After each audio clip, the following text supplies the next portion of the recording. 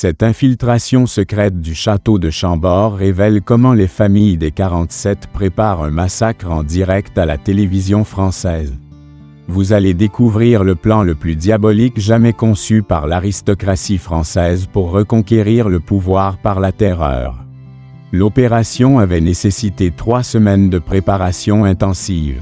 Depuis la réception de la lettre de menace du Cercle des familles honorables, Mbappé et son équipe avaient travaillé jour et nuit pour organiser une contre-offensive.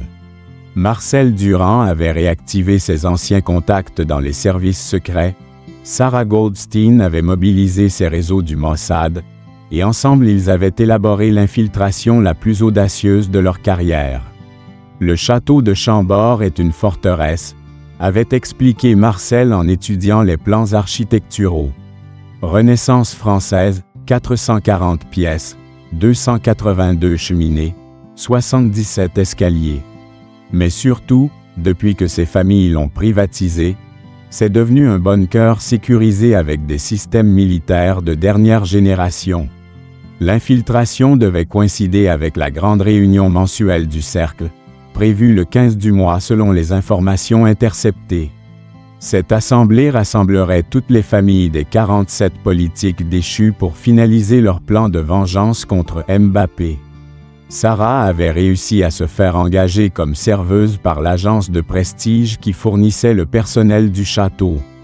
15 jours d'entraînement intensif sur l'étiquette aristocratique, avait-elle rapporté avec ironie. J'ai appris à servir le champagne selon le protocole de Versailles et à révérer comme une déesse toute femme portant un nom à particules. Marcel, lui, s'était fait passer pour un expert en antiquité appelé pour évaluer les œuvres d'art du château. Mon faux CV indique 20 ans d'expérience chez Sotheby's, avait-il expliqué. Ces bourgeoises raffolent des experts qui peuvent authentifier leurs héritages familiaux. Mbappé, le plus exposé des 3, avait choisi la voie la plus risquée. L'infiltration directe par les toits pendant la réunion. Équipé d'un matériel d'escalade professionnel et de micro-haute technologie, il devait enregistrer les conversations depuis les combles du château. Le jour J, l'opération débuta à 14 heures précises. Sarah pénétra la première dans le château, intégrée au groupe des 20 serveurs recrutés pour l'occasion. Marcel arriva à 1 heure plus tard avec sa mallette d'expert, accueilli par l'intendante du château qui le conduisit dans la galerie des portraits ancestraux. Mbappé attendit la tombée de la nuit pour approcher. À 19h47, profitant de l'obscurité, il escalada la façade du château en évitant soigneusement les caméras de surveillance. Ses années d'entraînement physique lui permirent d'atteindre le toit sans déclencher le moindre capteur. Depuis son poste d'observation dans les combles, Mbappé avait une vue parfaite sur la grande salle des États où se déroulait la réunion. Le spectacle qui s'offrait à lui dépassait ses pires appréhensions. 63 femmes élégamment vêtues, toutes épouses, mères, sœurs ou filles des 47 politiques corrompus, siégeaient autour d'une table ovale dressée comme pour un banquet royal. Au centre de la table trônait un portrait grandeur nature de tous les hommes emprisonnés, encadré de bougies noires comme un mémorial. L'atmosphère était à la fois solennelle et menaçante, mélange de deuil aristocratique et de soif de vengeance. Brigitte Macron présidait l'Assemblée depuis un fauteuil surélevé, vêtue d'une robe noire de veuve qui lui donnait l'allure d'une reine en exil. Sa voix, amplifiée par un micro discret, portait dans toute la salle avec une autorité glaciale. « Mes sœurs en douleur, commença-t-elle, nous voici réunis pour la dernière fois avant l'exécution de notre vengeance. Dans 48 heures exactement, le nom de Mbappé sera rayé de l'histoire de France, et nos époux retrouveront leur honneur. » Les murmures approbateurs qui parcoururent l'Assemblée confirmèrent l'unanimité du groupe. Ces femmes, habituellement rivales dans les salons parisiens, étaient désormais unies par une haine commune plus forte que toutes leurs querelles passées.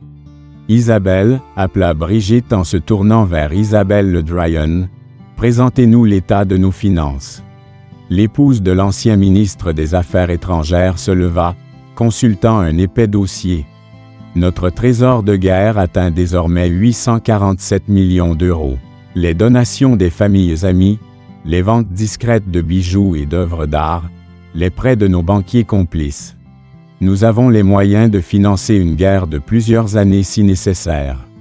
Marie-Hélène Parly prit ensuite la parole pour détailler l'aspect militaire. Nos 200 mercenaires sont prêts et positionnés. Anciens des forces spéciales, ils maîtrisent tous les types d'armement. Leurs ordres sont simples. Éliminer Mbappé et tous ses proches, puis disparaître sans laisser de traces. Mais ce qui glaça le sang de Mbappé, c'était la suite de l'exposé. L'opération ne se limiterait pas à son assassinat. Les familles avaient conçu un plan infiniment plus large et plus terrifiant.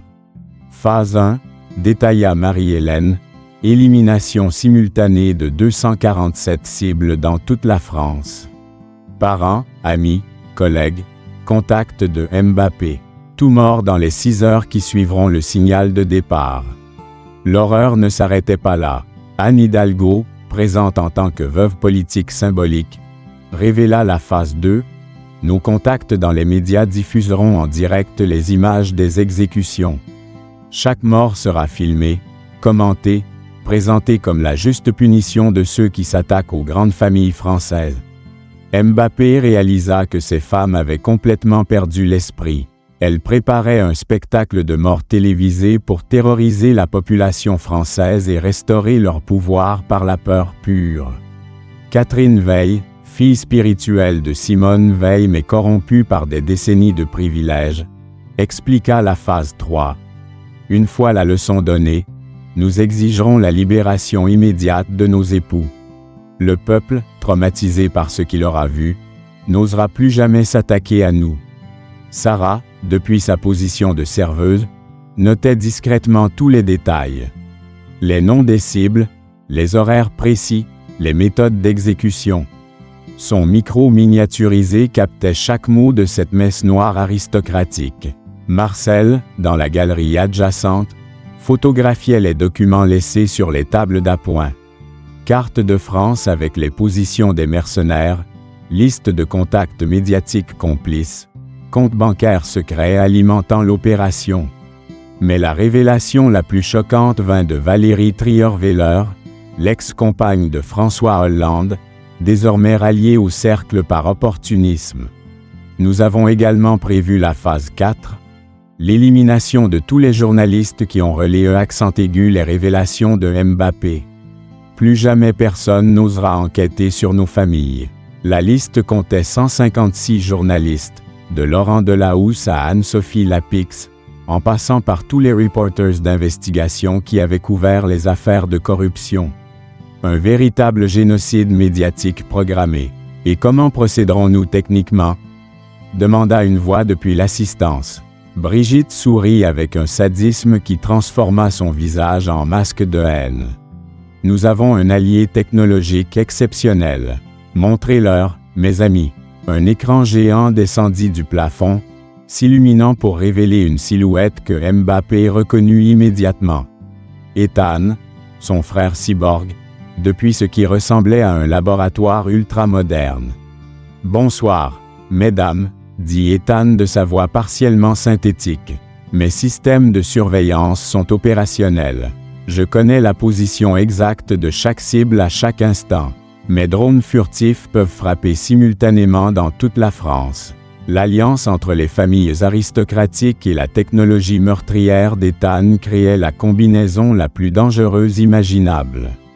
Argent, pouvoir, réseau d'influence d'un côté, capacité technologique surhumaine de l'autre. Votre frère a payé cher ces révélations, continua Ethan en s'adressant indirectement à Mbappé qu'il savait en observation.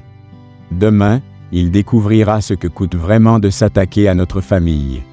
Brigitte reprit la parole pour les instructions finales.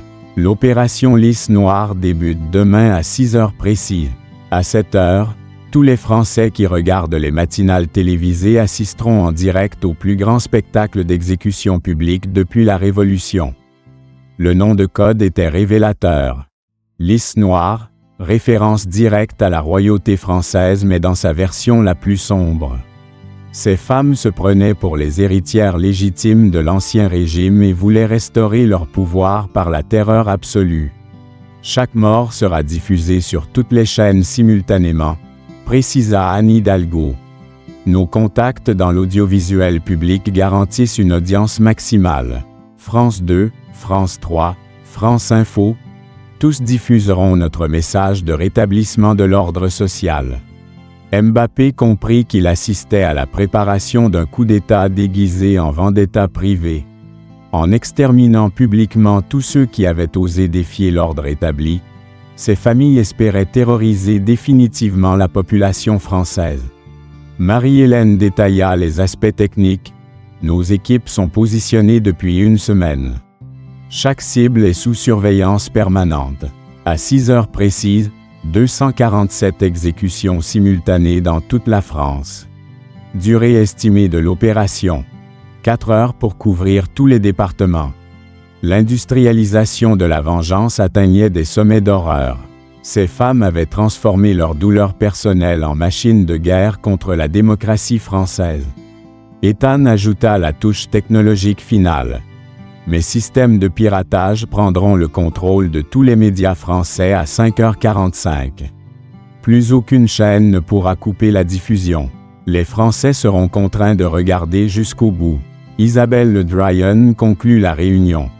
Dans 6 heures, Mbappé sera mort. Dans 12 heures, la France sera de nouveau respectueuse de ses élites naturelles. Dans 24 heures, nos époux seront libres et reprendront leur place légitime au sommet de l'État.